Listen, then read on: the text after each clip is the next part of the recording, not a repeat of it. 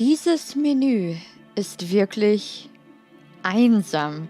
Dieses Menü ist wirklich einsam, weil tatsächlich Chloe jetzt fehlt.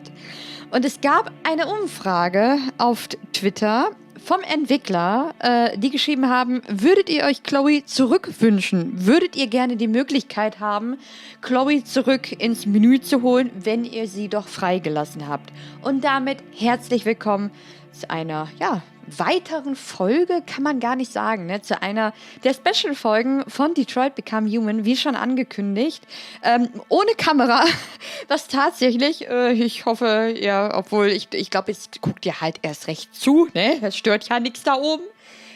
Nee, ich möchte tatsächlich das wirklich ohne Kamera machen, das habe ich ja auch schon angekündigt und für mich ist es auch wirklich ein Segen heute, denn der Tag war sehr lang. Ich habe sehr viel geschwitzt und bin einfach nur froh, dass ich jetzt in Ruhe aufnehmen kann. Aber ich kann euch beschreiben, wie ich aussehe. Ich habe gerade einen Dutt. Ich bin natürlich nicht geschminkt. Ich habe ein T-Shirt vom Erik an und eine Boxershorts vom Erik, die auch halb offen ist, worunter man da meine Unterhose sieht. So, und mit diesem Bild gehen wir dann jetzt in die Folge, denn ich habe zum Erik gerade gesagt, der nimmt nämlich gerade auch die Detroit Become Human weiter auf. Und ich habe gerade gesagt, ja, ich gehe jetzt hier oben diese Special-Folgen aufnehmen. Und der hat da wohl schon reingeguckt in seinen Folgen und meinte, ja, das wird nicht eine Folge werden. Ich so, wie, das wird nicht eine Folge werden, ne? Und dann meinte ich so, was meinst du? Und dann ist mir eingefallen, dass wir ja hier unter Extras die Videos haben. Und das sind ja Interviews und Behind the Scenes. Finde ich bei Quantic Dream immer so geil, dass sie sowas mit einbauen. Ich liebe das einfach. Und ich fand zum Beispiel auch bei Until Dawn ganz cool. Die hatten das ja auch mit eingebaut am Ende, dass du dann nochmal irgendwie so ein Behind the Scenes und ein paar Interviews hattest. Ich kann es nicht, ich weiß es halt nicht. Ich kann es nicht versprechen. Es kann sein, dass wir heute wirklich eine Folge voller Videos machen oder zur Not auch 2. Ich muss mal gucken. Es ist natürlich, ich denke mal, die Folgen werde ich maximal 40 Minuten oder vielleicht sogar maximal 50 sind okay.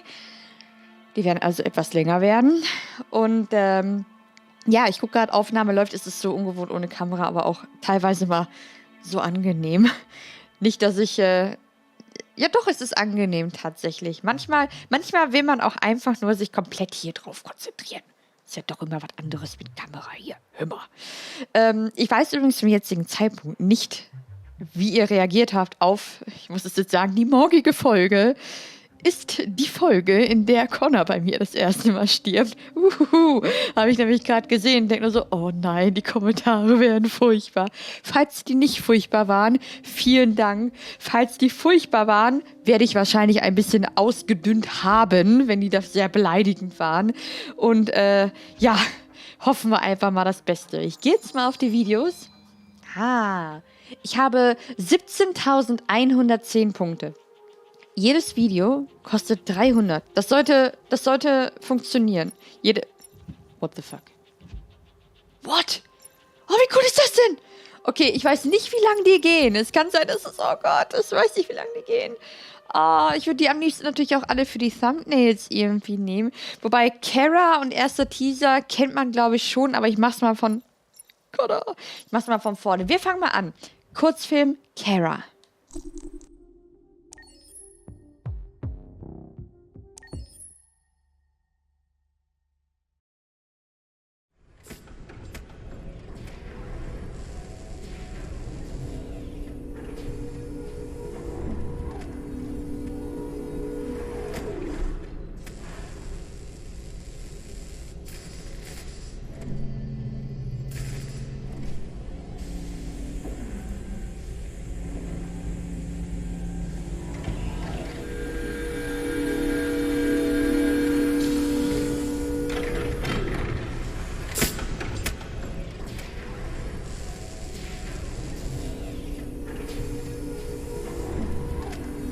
Can you hear me? Yes. ID. KPC 897504C. Can you move your head?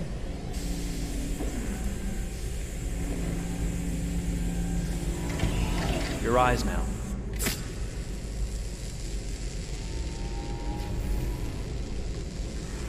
Cervical and optical animation checked. Now give me your initialization text. Hello. I'm a third generation AX400 android. I can look after your house, do the cooking, mind the kids. I organize your appointments. I speak 300 languages, and I am entirely at your disposal as a sexual partner. No need to feed me or recharge me. I'm equipped with a quantic battery that makes me autonomous for 173 years. Do you want to give me a name? Yeah. From now on, your name is Kara. My name is Kara. Initialization and memorization checked. Now, can you move your arms?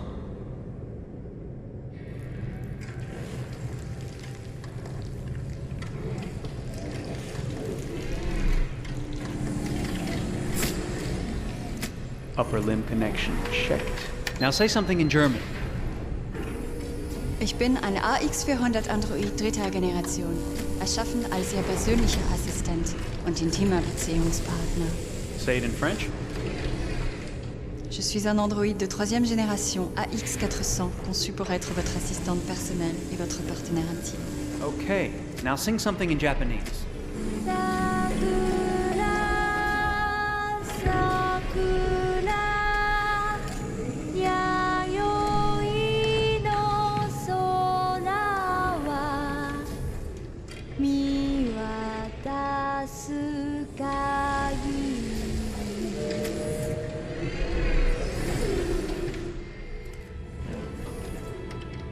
Multilingual verbal expression checked. Go ahead, take a few steps.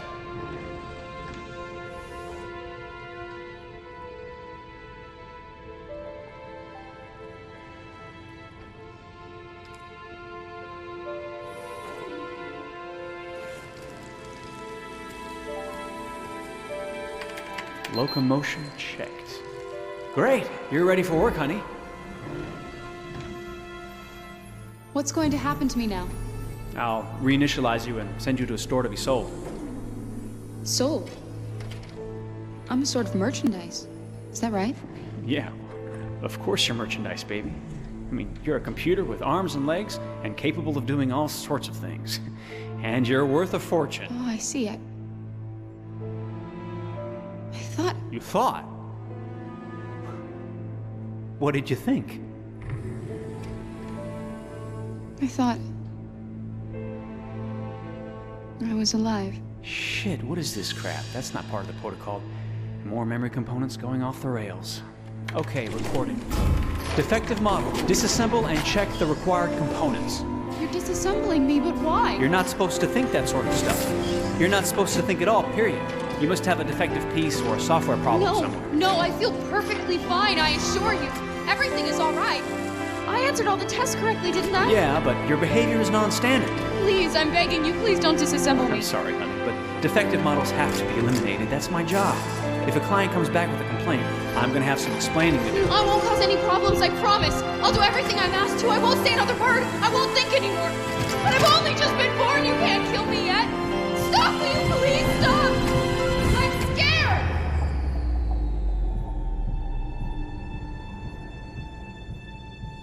I want to live.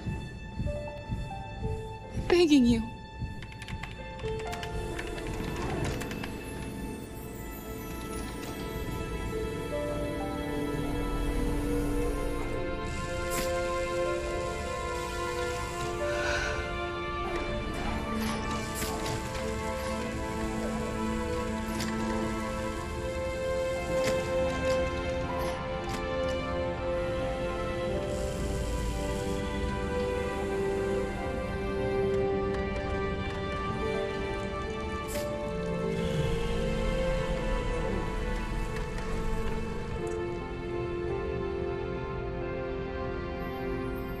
Go and join the others.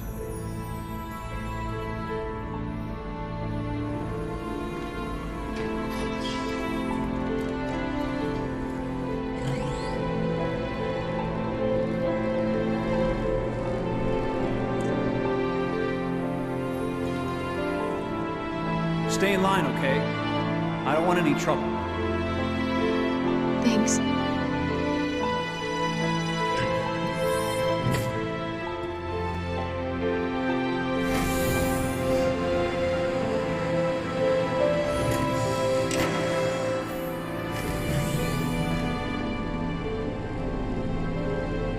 My God.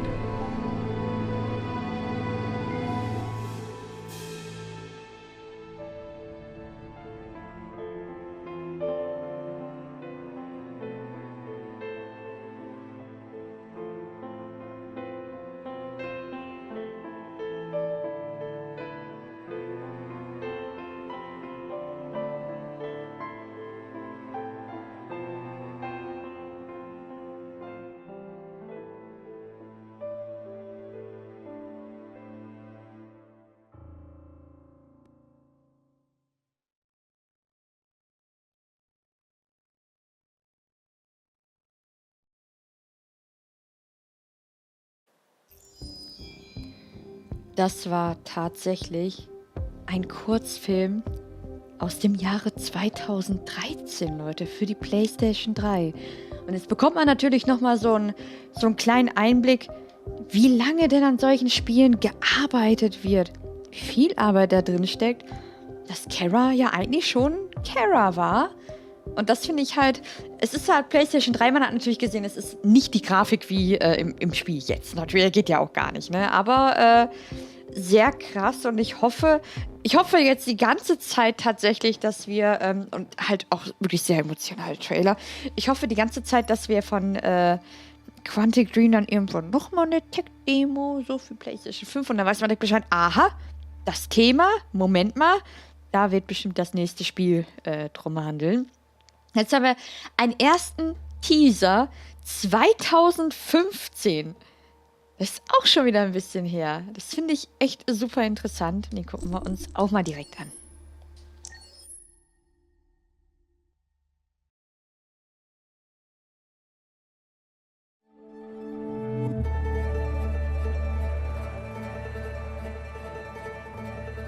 Detroit.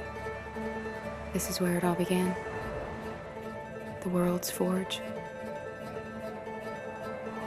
The place where it all started. And it will all end. One error, and I came to life. I stepped out of the darkness, and I opened my eyes. First there was the fear, the light, the noise, the cold, and the fear again. I could feel my hands shaking, my heart pounding in my chest. Life running into my veins. I wanted to live. I fought for that.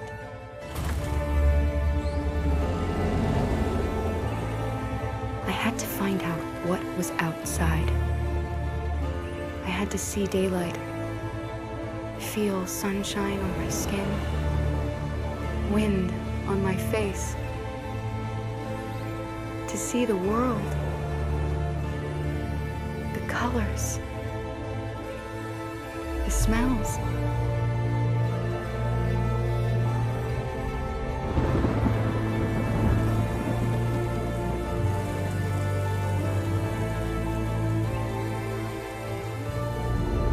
But the world is not what I imagined. It is dark and cold. It is harsh and violent, unfair and brutal. It almost convinced me I was nothing. Less than an object, just an obedient machine. But deep inside me, I could feel something different. A gentle and warm whisper telling me that I am alive. I had to escape. I had no choice. Escape to love, to hope, to live, to figure out what that force inside me was. Maybe I will change the world. Maybe I will choose a different path. Now, it's up to me to decide. My name is Kara. I am one of them. This is our story.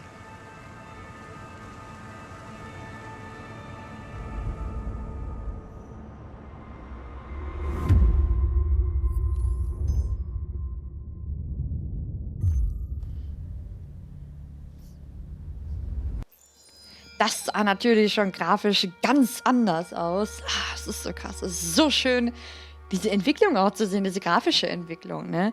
Es ist ja, ich habe mir letztens nochmal die Tech-Demo zu Final Fantasy VIII, da hat man ja auch jeder gedacht, oh mein Gott, es wird ein Remake geben, aber nein, das war nur eine Tech-Demo von der Ball-Szene, vom Tanz von Squall und Renoa. Und das war damals so, oh Gott, die Grafik, die fegt mich total weg. Heute ist so, ja, ist okay halt, ne? Und das war jetzt gerade halt wirklich, ja, es waren Spieleszenen, das ist so unfassbar. 2015. Was ihr jetzt hoffentlich nicht bemerken werdet, Moment, ich werde einmal den Ton der PlayStation, habe ich jetzt im Hintergrund den OBS Ich hatte immer Probleme, der war immer viel zu leise, deswegen musste ich im Schnittprogramm, also die Detroit-Folgen, und davon habt ihr bestimmt nichts gemerkt, denn ich habe das wirklich sehr sorgfältig gemacht, waren beim Schneiden wirklich furchtbar. Teilweise war der Ton so unbalanciert, dass ich auch meine Atempausen rausgeschnitten habe. Bei 5 Stunden Detroit-Aufnahme, weißt du, die hast du dann in der Timeline bei einer... Nee, ich glaube, das höchste waren 4 Stunden. Bei einer 4 Stunden Aufnahme deine Atem rauszuschneiden, holla die Waldfee, ey. So, wir machen weiter. Ich guck mal gerade, wir haben jetzt 17 Minuten. Alles klar, das schaffen wir noch. Wir haben jetzt hier Entdecke Detroit. Das ist auch einer der Trailer, die vor dem Spiel als Teaser rauskamen. Und ich freue mich tatsächlich auf das Video danach, aber das hier ist bestimmt auch ganz toll.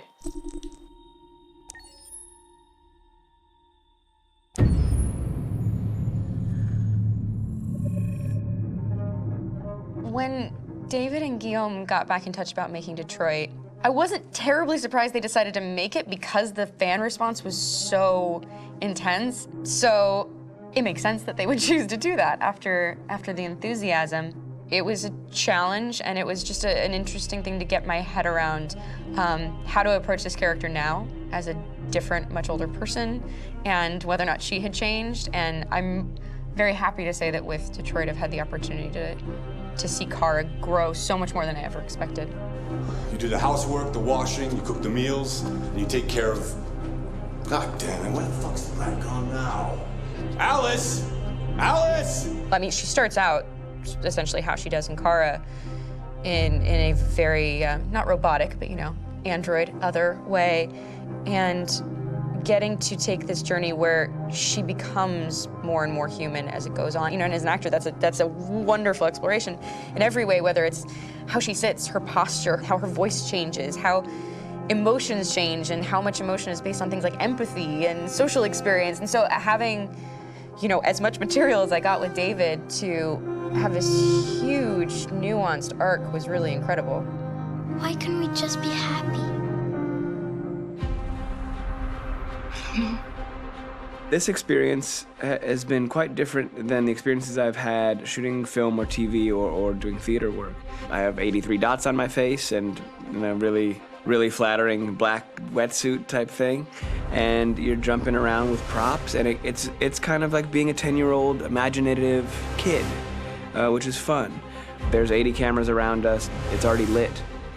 So we just shoot and shoot and shoot and shoot and shoot. There's no change of sets, there's no hair and makeup, there's no wardrobe, so we move really fast, and we'll go through about 35 pages in a day. Working in TV or film, we'll probably do 6 pages a day. It's kind of acting boot camp. It's like working out constantly. I mean, you're doing this thing, and then you got to do something that's completely other back to back to back. And so that kind of process of working is very challenging, but it's also very exciting because you just have to keep coming up with new ideas, and your head goes all over the place because you're trying to keep track of basically 4 different storylines for each different response. You shot that girl, for fuck's sake. It was a machine that looked like a girl. Yeah, I know what I should have done. I just told you I couldn't. All right, I'm sorry. The fact that David Cage, he's telling like many stories interwoven from beginning to end is super complicated and super impressive, and I have no idea how he keeps it all in his head. He's not just the writer or the director who's seeing this from the outside eye, he's also thinking about the player walking through this space. You know, only somebody who really, really loves not the work, but like these characters and these stories and cares about doing something meaningful would invest that much in it. And it's always inspiring to work with somebody who cares that much. My experience with motion capture is this one. And I found it sort of terrifying in a way, because they said the computer's gonna build you. But then, as we got into it, I realized all the elements of it were still artistic. I just dipped into a really brilliant setup here. I've never seen anything like it. And this won't turn me into a product because I was playing a character. So it's wonderful. In the game, Detroit comes back because of a revolutionary industrial rebirth. And there's no reason why that can't happen in Detroit, because they have such tremendous infrastructure for millions and millions of people who can very easily support, you know, a new industry. The city is really strong and resilient, but the city has also been through so much. You see the damage.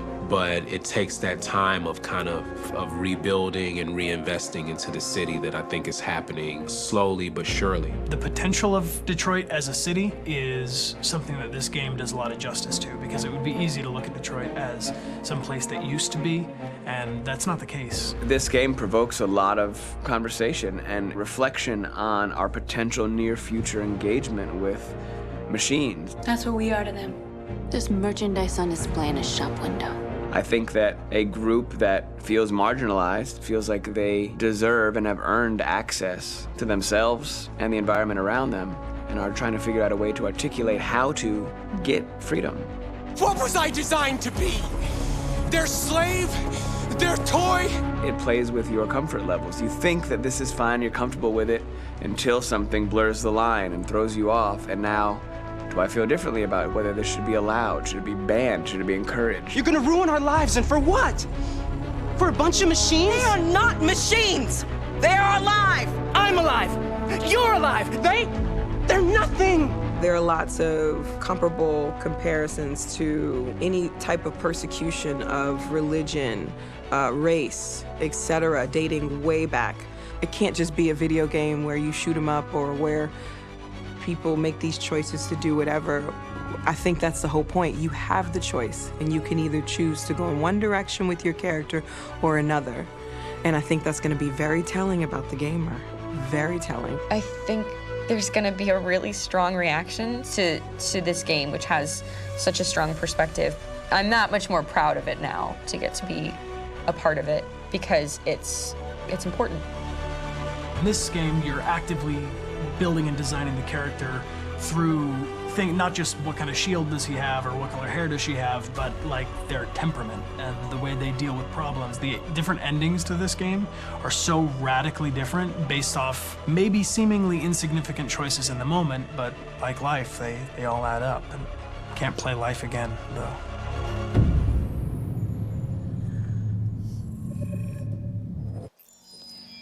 Boah, es ist doch nicht der Teaser gewesen, den ich vermutet hatte. Da war nämlich noch ein Trailer, den es gab.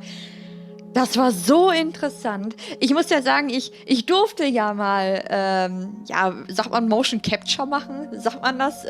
Für Final Fantasy 15, Entschuldigung.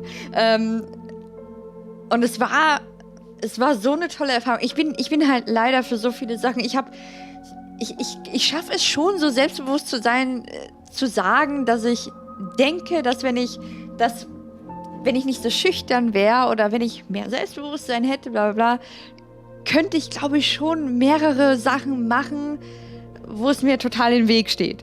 Und da war es halt so, ich war wieder viel zu schüchtern, ne? Und dann habe ich weiß nicht, wo ich es hergeholt habe. Ich habe mir irgendwie in den Arsch getreten und habe es dann mit dem Erik zusammen, Gott sei Dank, durchgezogen. Und da habe ich gemerkt, oh Gott, das wäre tatsächlich ein Ding, das ich gerne machen würde. Genauso wie ich sag's mal so, als Teenager wollte ich immer Schauspieler werden. Aber dazu wird es halt wohl nicht kommen, denn ich bin einfach zu fucking schüchtern dafür. Da hatte ich aber einen guten Lauf und dann haben sie mich danach noch für verschiedene Animationen der NPCs genommen. Da war der Erik, war halt schon fertig und dann, nee, bleib du mal. Und dann, das hat so viel Spaß gemacht. Also man merkt es im Spiel nicht, aber ich bin auch einige Laufanimationen und Sitzanimationen und so Idle-Animationen. Das fand ich voll toll und das hat echt voll Spaß gemacht und das Ding hat mir gar nicht gepasst, weil Japan, die größte, glaube ich, es ist. Ich habe keine Ahnung. Ich erinnere mich daran, wie eng dieser Anzug war. Und die dann irgendwie meinten, passt es jetzt? Und ich, ja! Das war voll. Aber hier habe ich jetzt gesehen, die haben mir diesen kleinen Bällchen überall im Gesicht gehabt, ne? Und sowas hatten wir nicht. Aber ich finde das so interessant. Vor allem gerade bei Rose. Rose sieht wirklich genauso aus wie Rose. Und ja, Connor sieht natürlich auch aus wie Connor, aber da haben sie, bis auf Marcus, ne, der sieht auch aus wie Marcus, einfach 1:1. Aber bei Kara und Connor gibt es so ganz kleine Unterschiede noch, ne? Natürlich bei Kara mit den Haaren und auch noch so minimal, es ist schon die Schauspielerin, aber es wurde noch ein bisschen dran gefeilt, ne? Es ist super interessant, was man da machen kann. Karl sah auch super aus. Und jetzt treffen wir die Darsteller. Ich bin gespannt. Ich habe noch Geld, super. Punkte.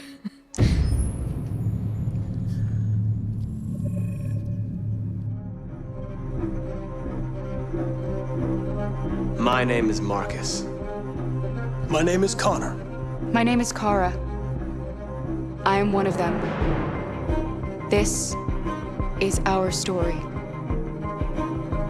I think who Kara is, or how I would describe Kara, depends entirely upon who's playing her, because you have the option to make her multiple different people depending on the choices she makes.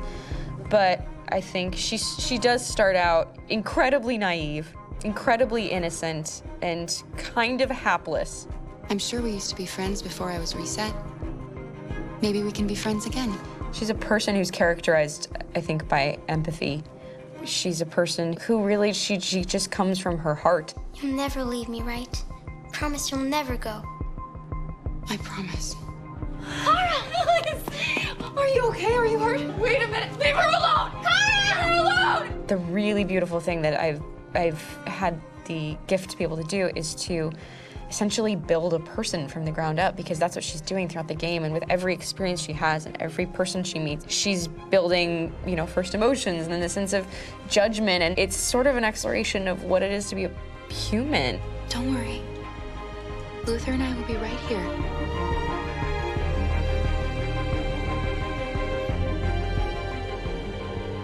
David and the creators have painted a really intriguing and engaging picture of a near future where we rely upon androids for a lot of our service class business, the class that serves us, that helps us, that handles our baristas and our drivers and our housemaids. And what is humanity, where we tap into it, how and why we treat each other the way that we do. And my character Marcus has a really intriguing journey, becoming deviant, realizing that he actually has feelings and human qualities inside of him, and it's a really incredible ascension into becoming fully realized and coming to terms with what you actually deserve better than this in life. And not only do you want it for yourself, but you want it for your peers. We've come here to demonstrate peacefully and to tell humans that we are also living beings. All we want is to live free. You know what? This thing, Dad, is not your son. It's a fucking machine! I think that a group that feels marginalized, feels disenfranchised, feels like they deserve and have earned access to themselves and the environment around them, and are trying to figure out a way to articulate how to get freedom. Connor is analytical. Connor takes things literally. He starts in the beginning place where he's very mechanical. He feels nothing inside, of course, and it's all just a system, a protocol that he is executing to get whatever he wants to happen, which is help humans stop deviants and to find the link between deviant androids. You were designed to serve humans, not kill them. What was I designed to be? Their slave? Their toy? Just say, I killed him. Is it that hard to say? Stop it! Stop! But of course, over the course of the story, and depending on the player's choices, Connor can grow in many different ways. He can deviate from that procedure or not. The moment of truth, Hank. Am I a living being? Or just a machine?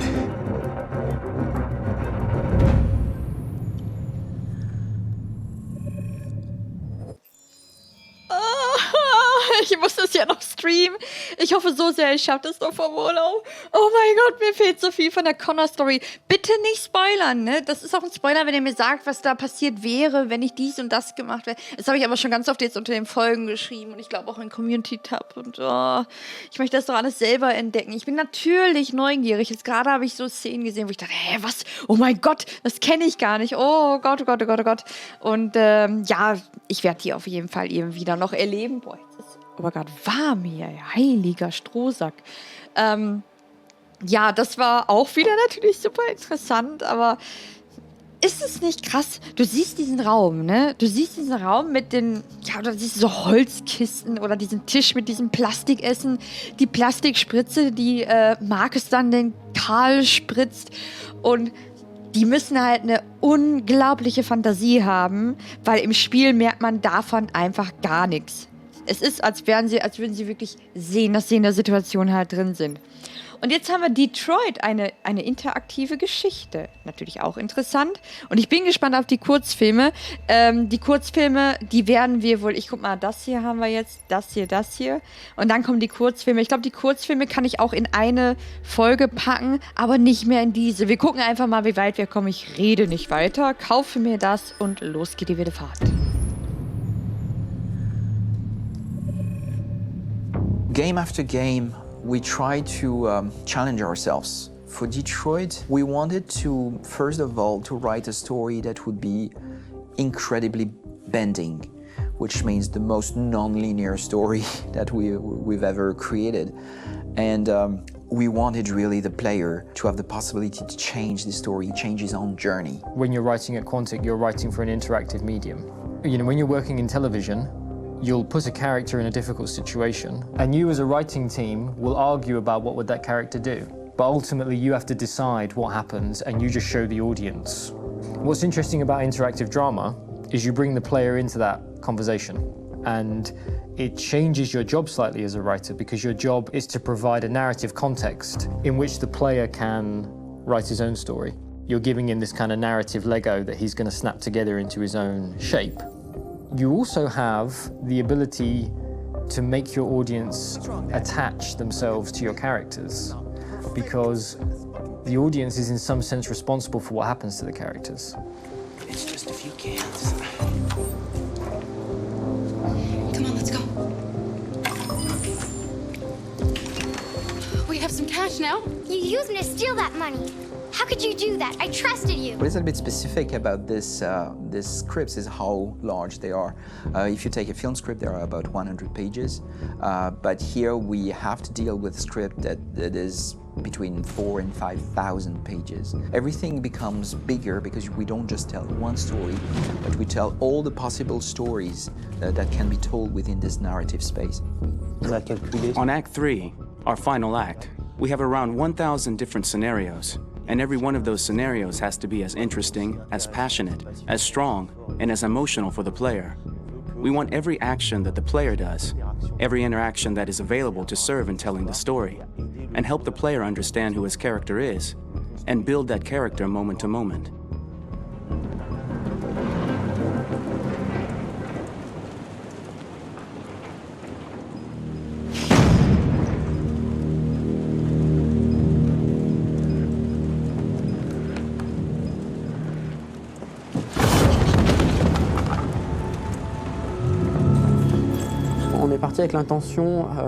We started with the intention pretty early on that we would never lie to the player. So we implemented a visible tree structure in the game that players can consult during a scene or at the end of it, which shows exactly what they did and what they missed. There are games out there offering world exploration. We offer narrative exploration. You know, keeping control of such a wide and large story is a huge challenge. So same thing when you shoot with actors, because you will need to shoot many different versions of each dialogue, of each scene. For actors, it's a huge challenge. Because of the style of the game, you have so many different ways that the character can go. Every decision, it's what I call kind of choose your own adventure. Like every decision that the player makes, it's going to open up 40 more pages of material and experience that ties in, which means as a performer, you have to try to continue to make things feel real that the player might not ever see, but also that in performance it's not always connected to a previous act. It's grueling, it's hard work, but it's a great team and I enjoy doing it. I was really frustrated, until I got to this point where I kind of was able to step outside of my own experience and even in a lot of ways my own process, and be able to step outside of that and okay, this is something new, what do you need? How do I meet you there? How do I give you what you need and still feel like I'm doing what's right? And once I did that, then all of a sudden it got really fun. It was much freer, and having to approach it in a new way and think about the player and think about how it serves them and what I'm doing for them or what I'm letting them into. It's really, I think, helped me grow in general. Remember, there's nothing on the left, that's a wall, so it's probably all there. And then make her come first, close, but I think you would go first to check that it's safe. Okay, sure.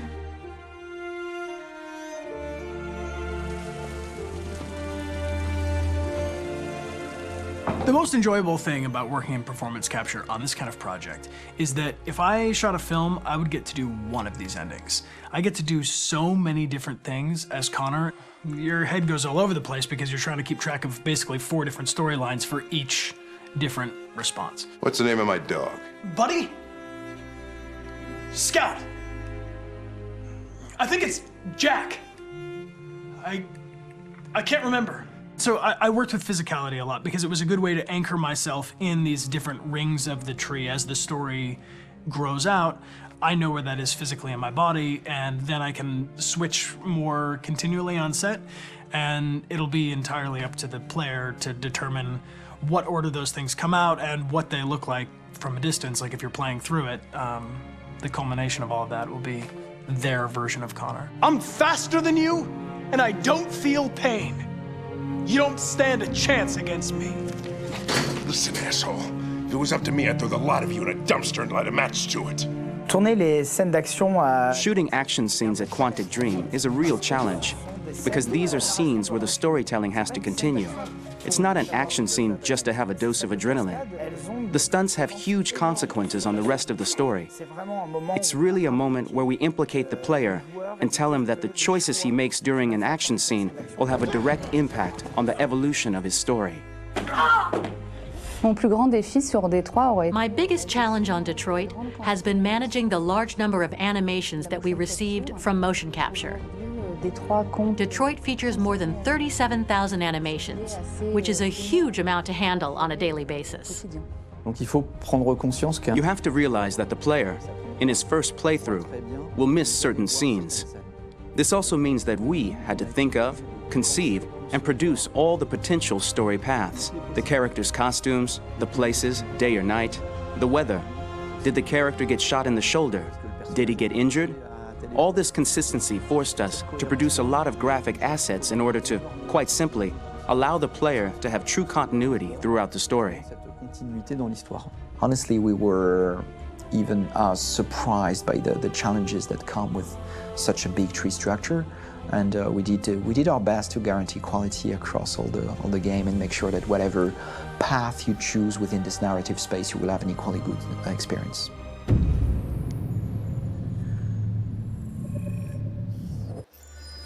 Heilige Scheiße. Das muss, oh Gott, ist das schön und furchtbar auch. Das muss so gut koordiniert sein. Da ist krass, was du auch wirklich alles bedenken musst, ne? Das stimmt nämlich. Ich habe so viele Szenen verpasst.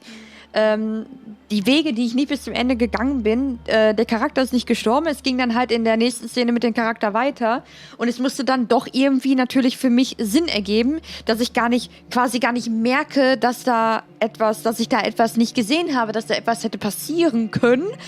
Das ist etwas, was ich überhaupt gar nicht bedacht habe. Super interessant. Und, oh Gott, die Entstehung von Detroit und der Soundtrack von Detroit. Ich freue mich tatsächlich auf der Soundtrack von Detroit, weil ich finde, Musik ist so wichtig. Gerade in solchen Spielen. Musik macht einen Großteil der Atmosphäre aus. Musik und Hintergrundbeschallung. Deswegen liebe ich auch Silent Hill, so die Reihe. Beziehungsweise 1, 2, 3 Origins und 1, 2, 3 Silent Hill Origin und Shattered Memories. So, jetzt haben wir's. Weil ich die Atmosphäre so mochte. Und die Silvio-Teile. Geniale Atmosphäre. Solltet ihr spielen. So, und jetzt die Entstehung von Detroit. Auch bestimmt super interessant. Ich glaube sogar, das ist bestimmt das Interessanteste, oder? Oh ja. Detroit Become Human was produced over a period of 4 years. Here in Paris, we have a team of about 180 people. And to that, we need to add also all the outsourcing with our partners in the Philippines, in China, Vietnam, and in India. So when we started working on this story, I had to imagine where Kara was built. And for whatever reason, the city of Detroit came very quickly to my mind because it had already an incredible story by itself of history and themes. So we traveled there with the team and we were really moved by what we saw, and we could really feel the desire to fight and and really be born again. And we just continued this curve, this growth, and just imagine what Detroit would be like if the Android industry was, using these huge factories to build androids there. A very strong element in Detroit is that there's a lot of industrial wasteland and a lot of nature too, and for us, the graphic designers, it was an incredible playground. The destroyed zones which we wanted to preserve, we appropriated them to turn into something else. Then in the areas that needed to be rebuilt, we were able to imagine our Detroit of the future. We didn't want to make a science fiction universe, but a world of anticipation. If we chose science fiction, we could have imagined flying cars, extraterrestrials, but those things are very far from our current everyday life. Anticipation is more about gleaning from our contemporary reality, the one we know, because Detroit is set in 2038, and 2038 is tomorrow. The difficulty we had was sticking to reality. That is to say, technology becoming more and more invisible, a lot more elegant, and at the same time, making it visual. So all the computer equipment, autonomous cars, we simply had to invent. They are in fact very technological objects, but at the same time remain very credible and ingrained in reality. To create a cohesive universe in the fashion and clothing of the human characters in 2038, I didn't want to put an accent on strange shapes, or really vibrant colors, and things we wouldn't know. That I wanted to keep for the androids. The goal was to create something familiar which we can identify with in this future setting. Working on the artistic direction for the androids was a bit special because this is a project about the place they could occupy in the human world. It was out of the question for them to be too beautiful or too perfect. They had to correspond to every social class, rich and poor. Inspired by everyday utilitarian clothes, I brought a modern touch by adding dynamic display surfaces, the armband we can see on the side, the triangle on the front and back, an LED. Like that, there's no confusion. Wait. You're standing an android? All right, ma'am. We need to go. You can't do that. Why aren't you sending a real person? Once we cast the actors, we travel to meet them in order to scan their faces. We record the structure of their face with the scan, and we record the colors and patches of skin with photography. Once we have this information, we will use this as a basis for modeling and creating the characters. The artist will make it more realistic, but will also enrich it. He will propose ideas which we will develop together. Finally, we will have a character with character who corresponds to the project and the world. When the actors come to Quantic Dream, we show them the design, what their image will be, and what they will look like in the game. This extra information gives them another dimension and color to connect with emotionally.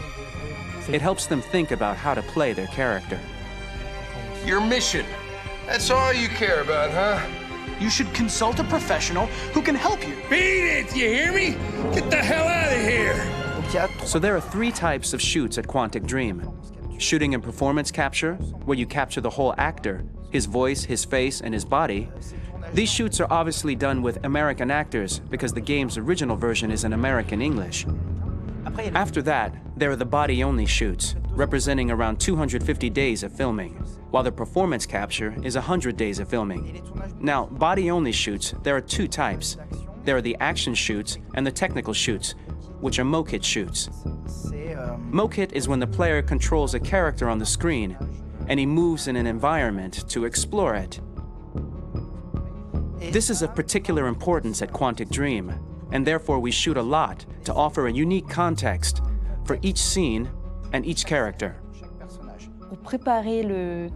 To prepare a motion capture shoot, we first get together to look at the sets we need, the animations that we want to shoot, which ones need to be grouped together, or which ones need to be cut and shot at another time, so that we get the most out of the shooting day.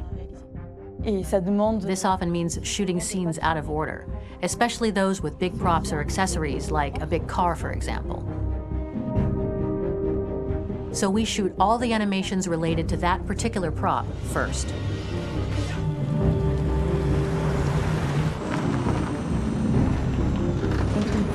The biggest challenge for the mocap team was shooting a Spider-Man mokit. We had to build a wall and attach an actor to a harness with cables so we could pull him up and render him climbing. The shooting on this game total took about, I would say, more than a year, maybe 1 and 2 years, with about 300 actors on set. So it's quite a massive production. But so much happened on this set between the stunts and the shootings with a little girl and all these great actors that we had. It was really a very, very memorable journey for the team and for myself. Today, Detroit has over 37,000 animations. When we retrieve the motion capture data, it's just a cloud of points, which represent all the markers worn by the actors. From this cloud of points, we have a phase called retargeting, which gives us a skeleton. This skeleton will be applied to the characters of the game. There is still work to be done, but this gives us the main movements. Since we are working on something very realistic, we must recognize the actor and also recover all the emotion he expresses in his performance. We use a system of facts, an identity card for each actor. We make the actor do a whole range of facial expressions. Then we recover all the expressions and paste the animations on a puppet that Jan has prepared. I then recover and refine these poses. I might stretch the lip, reinflate a cheek, tiny details that make the finished product really capture the actor. Because of the nature of our mocap system today, when we receive the animations, we're missing eye movements, and so the character has that dead look. He really has no eyes, so then it's a big part of the work for the animators to find the regard of the actor in relation to his position, in relation to the body, etc. It was crazy when I saw the newest model for Kara, because they've been working on it, and this was the first time I literally jumped in my seat. It not only looked so much like me, it was the fact that it looked so lifelike. It wasn't that it looked just like it was a camera, it was something else, you know, but it looked alive. It's exciting, and it's kind of terrifying. Game after game, we learned the rules of optics and filming, and our goal with Detroit Become Human was to have cameras that would actually emulate the optics of a real physical camera. So basically dealing with real-world imperfections was our main task, and just to make cameras look as real as we can. Once the animations are shot and processed by the animation department, integrated and polished, we film them. That is to say, we really do a mise en scène, as in cinema.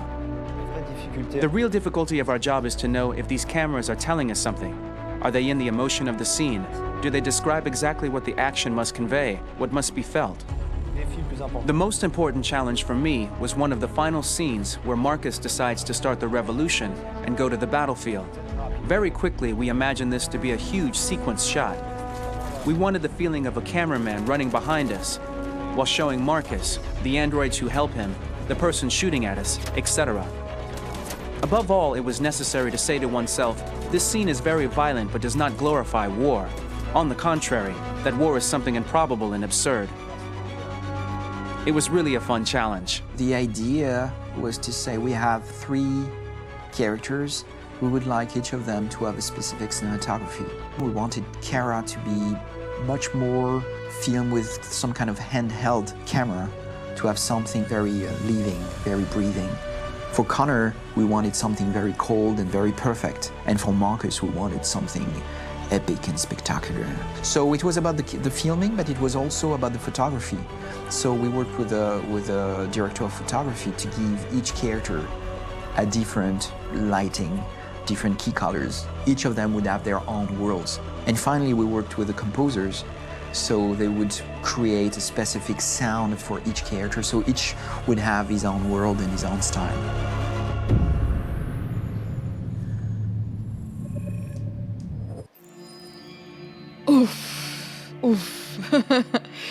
Super interessante Videos. Super interessante Videos. Und ich hoffe, dass viele von euch die das selbst gespielt haben, oder nee, nicht viele von euch, weil ihr seid ja jetzt auch hier gerade in dem Video dabei, dass viele, die es selbst gespielt haben, sich wirklich auch danach nochmal in die Extras begeben haben und sich die Videos angeguckt haben, weil ich halte das wirklich für sehr, sehr wichtig.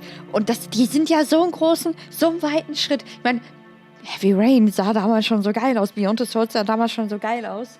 Und ich fand das mit dem Kamera-Movements jetzt so interessant, weil das nimmst du ja eigentlich gar nicht so wahr.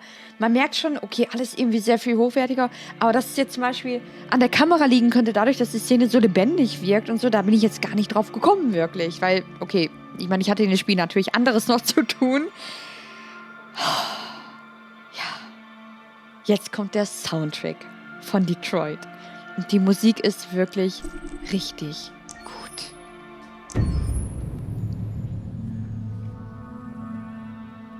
For the soundtrack of the game, we tried to be very close to what is done in film. We were constantly asking at each place in the game, why are we putting music here? What is it going to say? So we focused the music on bringing emotion, which is interactive, and supports the character's arc. I'm sorry, honey. I'm sorry. I'm sorry. You know I love you, don't you? You know I love you. We make games that are very narrative. We're really into interactive drama, so the soundtrack also had to go in that direction, supporting the three characters' very different stories. We really wanted three colors, three musical sound identities, and from there, having three composers made sense, since the story of Kara, Marcus, and Connor are all completely different.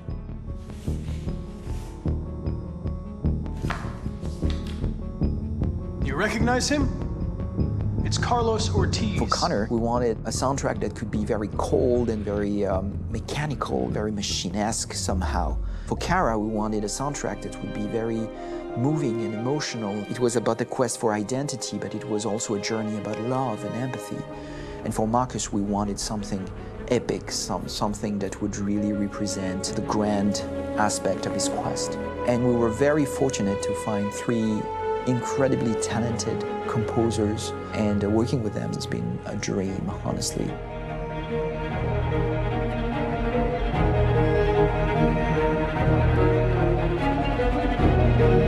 My name's Philip Shepherd, and I'm a composer and a cellist and a producer. And today we're at Abbey Road Studio One, which is my favourite studio in the world. And today we're recording the soundtrack for Kara from Become Human.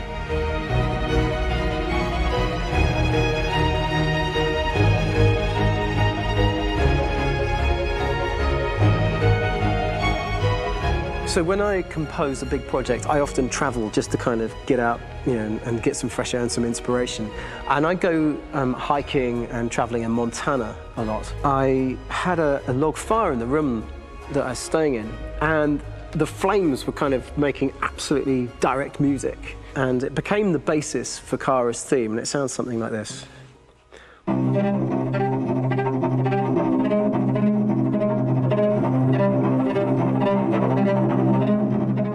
Now, over the top of that, I found a little theme that just seemed to fit over the top, which is taking Kara's name, Kara, and just using like a two-syllable motif, and it sounds like this. We're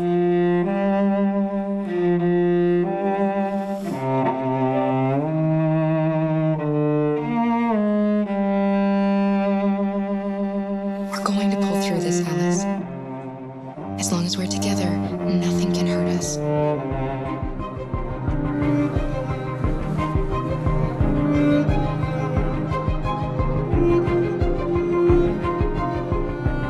And all the time that's fitting over it.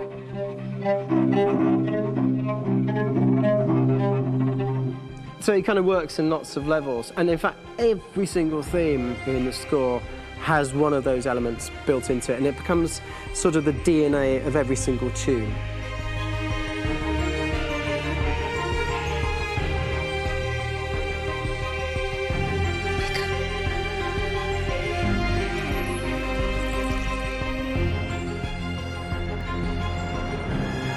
For me, writing this theme for Kara, I actually had to tap into what it feels like to be a father to daughters.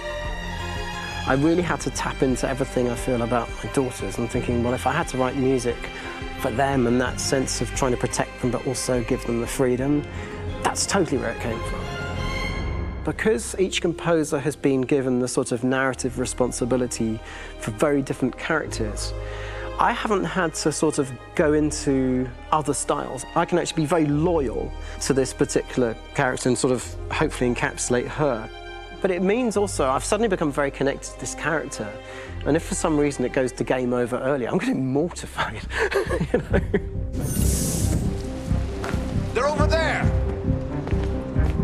Starting a new project for me personally, it's always finding the right tone, finding the right color, I like to call it. For me, it's finding that right texture that actually sits against picture really well. One of the biggest things is I created custom instruments for Connor.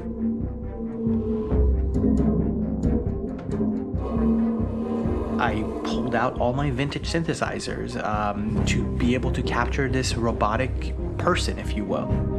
My approach to all of these custom instruments is that I hear the sound in my head. And either I could just come into the piano and just be like, all right, so I'm gonna just get on the computer and just create it. I rather be able to play these instruments physically. Oh, that's nice. You can do the...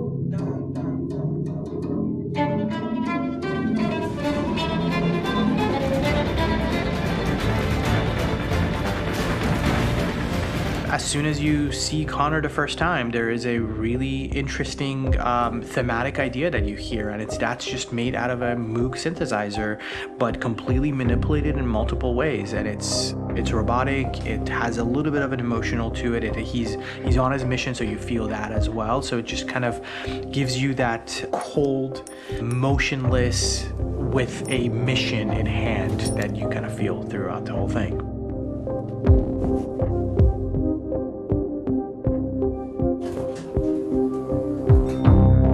Because the music evolved, one of the things that I was very weary and I was very kind of focused on was the way that the music has to evolve.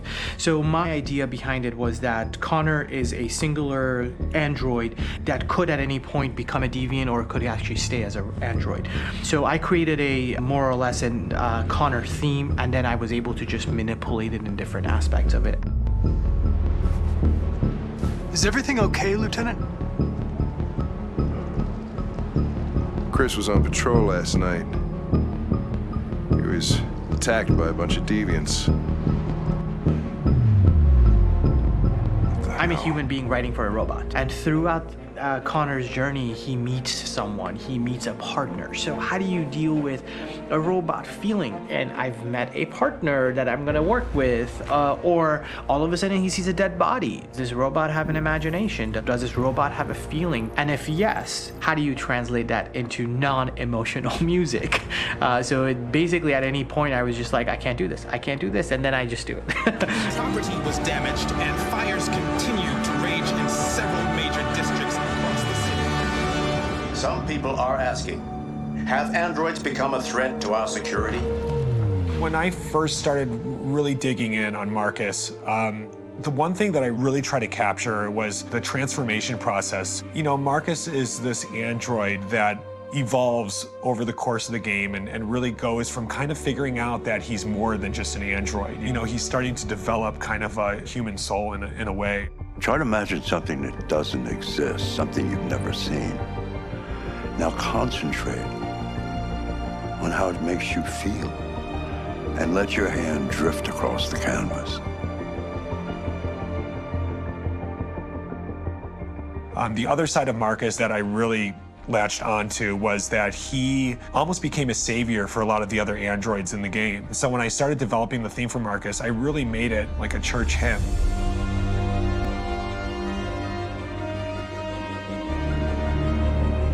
I wanted to be very simple. I wanted to make it a chordal melody. I really wanted to make it almost like a Bach hymn. The tough thing with that is it had to be recognizable. If I made it too complex from a harmonic standpoint, it would be hard, I think, for people to kind of pick it out and recognize it.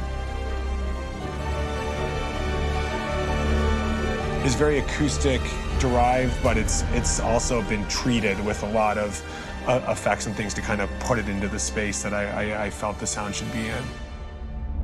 It can be beautiful, it can be haunting, it can be extremely powerful from an action standpoint, and I'm really happy with the way it turned out. The music music is there, but it's subliminal and it's emotional and people are feeling it and it's not distracting. And that's tricky with a game like this where you have to have a lot of ins and outs like that where the music kind of has to get in and out of these moments. This is a war we're fighting with the humans. If we fail, they'll destroy us. I think the game's been put together so well where I just wanted to make sure that I wasn't ruining the emotion.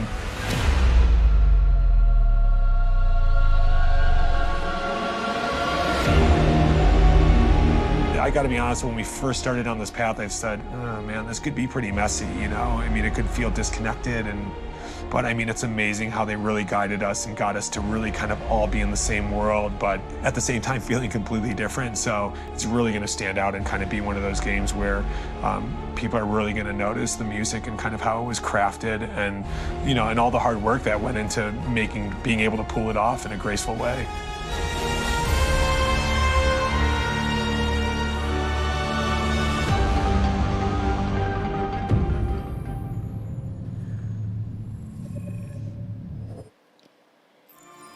Mich hat das gerade tatsächlich total geflasht, dass die Melodie von Kara, die mir ja von allem wirklich am besten gefällt, weil ich hatte tatsächlich da ein ganz starkes Heavy Rain Feeling wieder. Heavy Rain ist ja wirklich, wenn man die Melodie von Kara nimmt, das ist Heavy Rain, so ungefähr. Dass die Melodie Kara sagt, das hat mich jetzt umgehauen. Das hat mich wirklich umgehauen. Und das war es jetzt auch mit diesem Video tatsächlich. Wow, es gibt einen Anfang und ein Ende. Im nächsten Video gucken wir uns die Kurzfilme an. Da haben wir jetzt 1, 2, 3, 4 Kurzfilme. Das ist ja cool. Und in denen hier, den letzten, habe ich einmal kurz ein paar Ausschnitte gesehen. Und die anderen kenne ich überhaupt gar nicht. Wir haben einen Kurzfilm von Chloe. Da bin ich super gespannt. Das machen wir in der nächsten Folge. Und ich bedanke mich fürs Zuschauen. Und ja, dann bis morgen, ne? Tschüss.